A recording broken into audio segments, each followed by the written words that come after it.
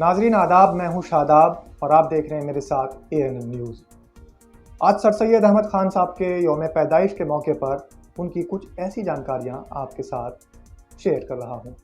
Sir Syed Ahmad Khan साहब की बुलंद पाया शख्सियत किसी तारुफ की मोहताज नहीं है। मुसलमानों के अजीम मुसल्लह, रहनुमा और AMU के बानी सर सैयद अहमद ख़ान जैसी शख्सियत की दूसरी कोई नज़ीर भी नहीं मिलती है। फी ज़माना उनकी शख्सियत, अफकार व नज़रियात और उनके गिरा कदर कारनामे पर बहुत कुछ लिखा जा चुका है और ताउम्र लिखा जाता रहेगा। हम सब वाकिफ़ हैं कि सर सैयद अहमद ख़ान की बेशबहा खिदमात का दायरा बहुत वसी है। सियासी, तालीमी, मजहबी फ़िरंट के अलावा इल्मी, अदबी और तहक़ीक़ी मैदान में उनके जो गहरे नक्श सबूत किए हैं वो बहुत मुफ़ीद हैं। अलीगढ़ तहरीक को आम तौर पर महज तालीमी या सियासी तहरीक ख्याल किया जाता है, मगर एक लिहाज से ये एक फ़िक्री, तहज़ीबी और इल्मी तहरीक भी थी जिसने उर्दू शेर व अदब पर मुसब्बत असरात मुरत्तिब किए थे। सर सैयद अहमद का शुमार उर्दू के अव्वलीन मुअम्मारों में बजा तौर पर होता है। उर्दू ज़बान व अदब के हवाले से सर सैयद ने जो कुछ किया, उनके ख़यालात मुख्तलिफ़ तहरीरों में मौजूद हैं। एक मौके पर सर सैयद अहमद फरमाते हैं कि जहाँ तक हमसे हो सका हमने उर्दू ज़बान के इल्म व अदब की तरक्की में अपने इन नाचीज़ पर्चों के ज़रिए कोशिश की है। चुनाचे हम देखते हैं कि सर सैयद अहमद ख़ान की बदौलत एक नए दबिस्तां की इब्तिदा हुई, जिसमें सादा व सलीस नस्र निगारी की तरफ तवज्जो की गई और आम फहम अंदाज में चीज़ों को बयान करने का सिलसिला शुरू हुआ। उर्दू के इंशाइया निगारी के साथ साथ तहक़ीक़ व तनक़ीद के मैदान में भी नुमाया तब्दीली आई और सर सैयद के रुखवा ने भी इल्मी और संजीदा नस्र निगारी के फ़रोग़ में गिरा कदम खिदमात अंजाम दिए। उर्दू अदब में हकीकत और फितरत की तहरीक भी सर सैयद ने ही शुरू की। उर्दू ज़बान व अदब के फ़रोग़ व इर्तिक़ा में सर सैयद और उनके रुफ़क़ा के नुमाया किरदार का हर कोई मोतरफ़ है। उर्दू ज़बान व अदब से सर सैयद की गैर मामूली वाबस्तगी के नतीजे में उर्दू नस्र सहल और सलीस बनी। बकौल सैयद अब्दुल्ला, सर सैयद ने उसे आम इज्तिमाई ज़िंदगी का तर्जुमान और इल्मी मतालिब के इजहार का वसीला बनाया। इस सिलसिले में ये बात भी काबिल ज़िक्र है कि सर सैयद ने नस्र में उसलूब की जगह मज़मून को तरजीह दी और पुरानी नस्र जिसमें तकल्लुफ़ और तिसना पाई जाती थी उसको तर्क करने की और बेजा इबारत आराई से बचने की तरगीब दी और यूँ उर्दू नस्र की हुदूद को मजीद वुसाअत और नई बुलंदी से हमकिनार किया।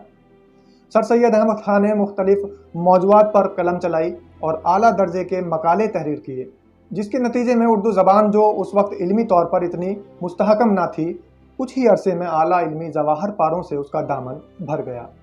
जहाँ तक शायरी का ताल्लुक़ है, सर सैयद ने उर्दू की रिवायती असनाफ़ और उनके मौज़ूआत पर तनक़ीद करते हुए उर्दू शायरी में वक्त के तकाज़ों के मुताबिक नई असनाफ़ को फ़रोग़ देने की वकालत की, लेकिन वो बहुत जल्द ही शायरी की दुनिया से बाहर निकल आए। सर सैयद उर्दू शायरी के उस वक्त के रंगो आहंग को अपने इस्लाही मिशन के लिए मुफीद नहीं पाते थे। उनका ख़याल था कि इससे वक्ती तफरीह का तो काम लिया जा सकता था, लेकिन किसी कौम की तामीर नामुमकिन थी।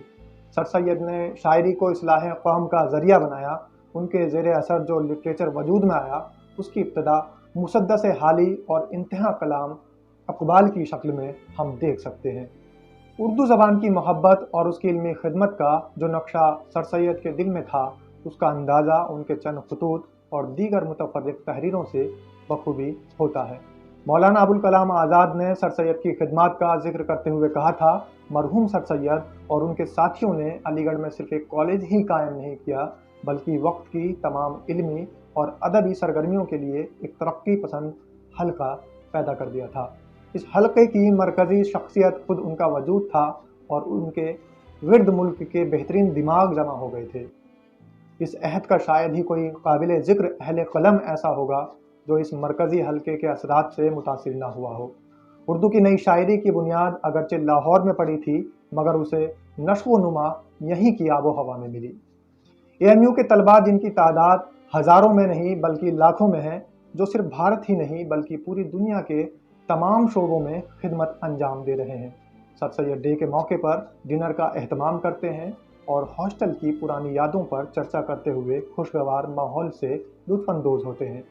क्या ही बेहतर होता अगर सर सैयद डे के फॉर्म से AMU के फ़ारगीन भारत की मौजूदा सूरत हाल قوم کی اقتصادی، بے روزگاری، تعلیم، صحت کا مسئلہ، سماجی پسماندگی، اردو زبان کی بقا و فروغ، قوم و ملت کی شناخت اور ملک کی ڈیموکریسی کو بچانے کی کوشش کرنے اور ملک مخالف سرگرمیوں کے خلاف کھڑے ہونے، اسٹریٹجی پلان تیار کرنے میں لگاتے اور اس کے لیے کام کرتے۔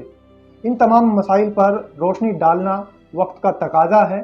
سر سید نے اردو ادب کو جو کچھ دیا، اس کے حوالے سے یہ بات کہی جا سکتی ہے کہ آج کا مجموعی ادبی فکری رجحان بھی اسی سلسلے فکر و عمل کی ایک ارتقائی شکل ہے۔